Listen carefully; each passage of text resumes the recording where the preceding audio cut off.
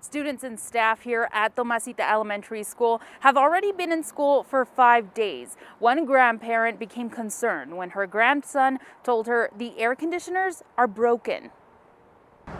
Yesterday when we picked him up, he was overheated. He was flush, he was red, he was sweating. Albuquerque Public Schools has more than 20,000 air conditioner systems across the districts. Keeping up with the maintenance is a challenge. We have 1,910 work orders so far this month, the month of July, just for cooling. Tomasita Elementary School is one of many this month, leaving some parents concerned about the kids' well-being. I'm so mad because even standing right here right now, like, it's hot. I can barely handle it. I can't imagine inside that building with no circulation. We try to have that communication with the school.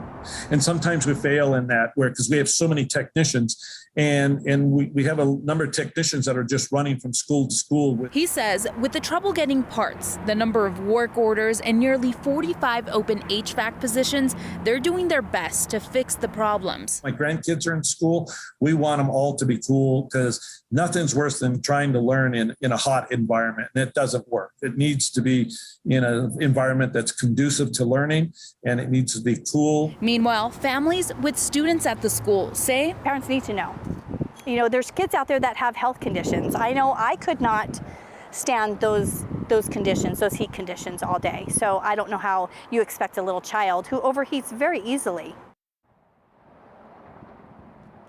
the air conditioner system here at this school needs new parts that are expected to be replaced tomorrow. Now, I did talk to the maintenance and operation director, who tells me the safe air filtration system is different from the air conditioning units. Live at Tomasita Elementary School, Stephanie Muniz, KOAT Action 7 News.